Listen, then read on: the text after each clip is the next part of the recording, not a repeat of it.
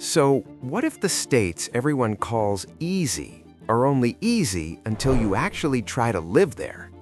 Because that question didn't hit me while watching videos or scrolling listings. It hit me the moment I actually started looking. All I wanted was something simple, a cabin somewhere quiet, maybe a couple of dogs, that kind of life. In my head, it made sense. Then I opened a map, and suddenly I didn't know where the hell to point, because I honestly thought I understood how this country worked. Idaho and Montana, that was supposed to be real freedom. Land, guns, space, nobody asking questions as long as you stayed quiet. Alaska, that felt like the final level, so far out that rules just stop applying.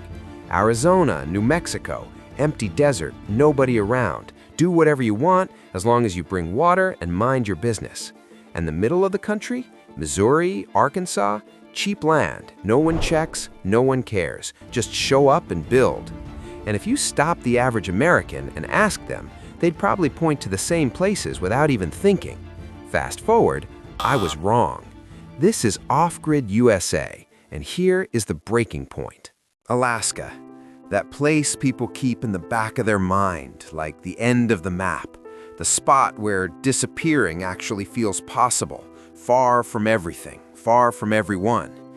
When people think about Alaska, they don't think about laws. They think about survival, cold, distance, animals, isolation.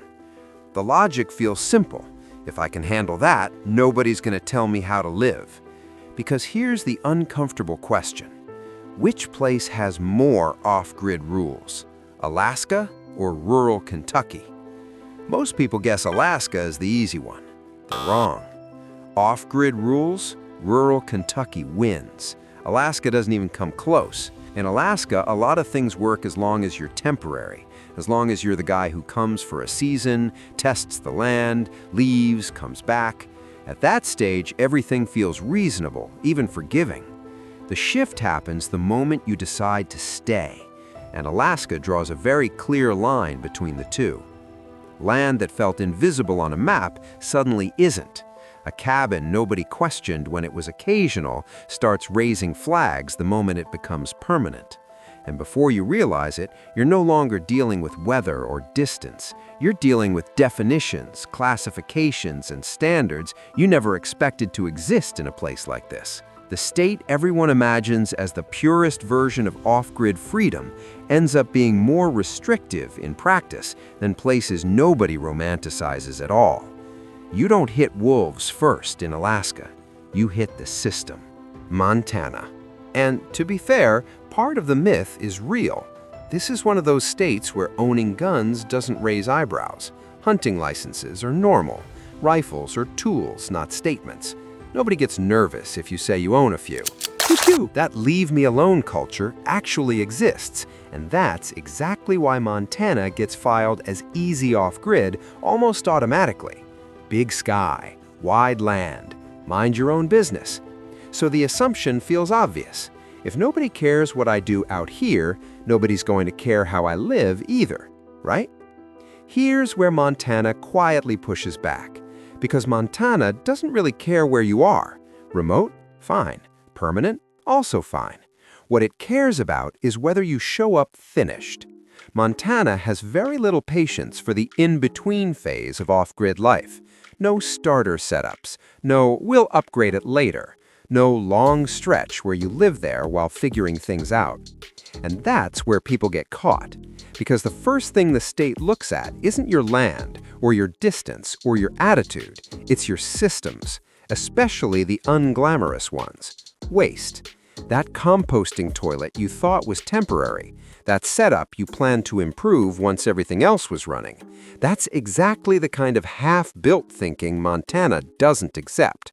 Because the moment your place looks like a real residence, Montana expects real systems, approved, complete, from day one. Montana expects you to arrive done. You can own rifles, hunt every season, live miles from the nearest human being, and still be stopped by a bathroom that isn't finished yet.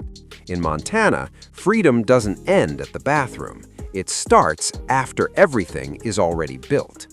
And then there's that state, The one that shows up the moment people start talking about freedom, escaping, and doing things their own way. The place nobody feels the need to explain because everyone thinks they already get it. Texas. Because when you picture Texas, it doesn't feel complicated. It feels physical. Big skies, long dirt roads, bad internet, pickup trucks, maybe a guy on a horse somewhere in the background who definitely isn't checking permits. Texas doesn't live in people's heads as a legal system. It lives there as a feeling, space, distance, do your own thing energy. So when people start looking at land in Texas, the listings don't feel dangerous. They don't feel like warnings. They don't feel like traps. They feel familiar.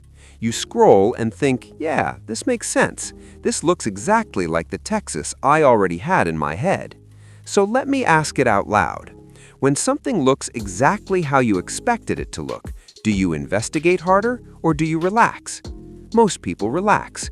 You don't read those listings like a warning label. You read them like a green light. And that's where Texas flips on you. Because Texas doesn't hit you with rules up front the way other states do. In places like California, the friction shows up first. Zoning, permits, restrictions. You feel the resistance before you ever get attached. Texas does the opposite. It lets you move forward first. It lets you buy the land, picture the setup, tell people you finally found the place, and only later does it ask whether you were actually allowed to do any of that. Why? Not because sellers are more dishonest, not because Texas is trying to trick you. It's because Texas is fragmented. The rules that actually affect off-grid life don't sit clearly at the state level. They live lower, in counties, in subdivisions, in road agreements, in HOAs that don't show up while everything feels easy. Texas doesn't say no. It just waits until you already said yes. New Mexico. Remember New Mexico? Same mental folder as Texas, right? Desert, space, silence. That place where you imagine the rules get tired before you do? Where the biggest problem feels like heat, distance, and remembering to bring enough water? And that's the irony, because New Mexico is where you discover something almost nobody expects. You can own the land and still not own the water under it. Let that sit for a second, because in your head, land and water are the same deal. You buy dirt, you drill, you figure it out. That's how it works.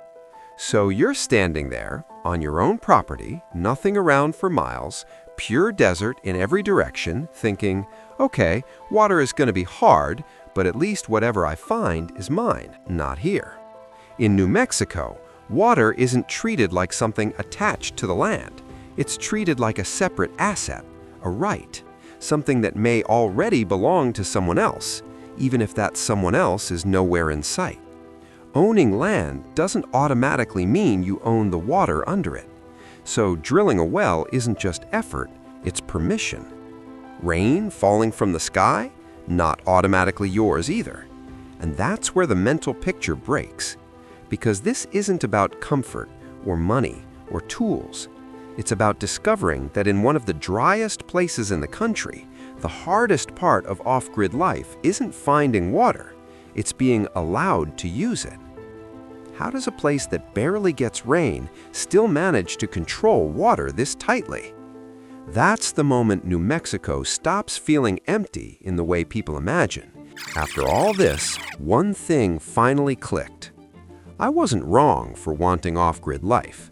I was wrong about how easy I thought it would be based on a map. Every time I assumed a place would be simpler, it turned out to be complicated in a way I didn't expect. And that's the real trap. I thought the hard part would be the land, the cold, the heat, the distance. But the real fight starts much earlier than that, the mental shortcuts you don't even realize you're using. And once you see that, the whole idea of easy off-grid living changes. The land wasn't the problem. My mental map was. If you're still trying to redraw yours, subscribe. This is Off-Grid USA.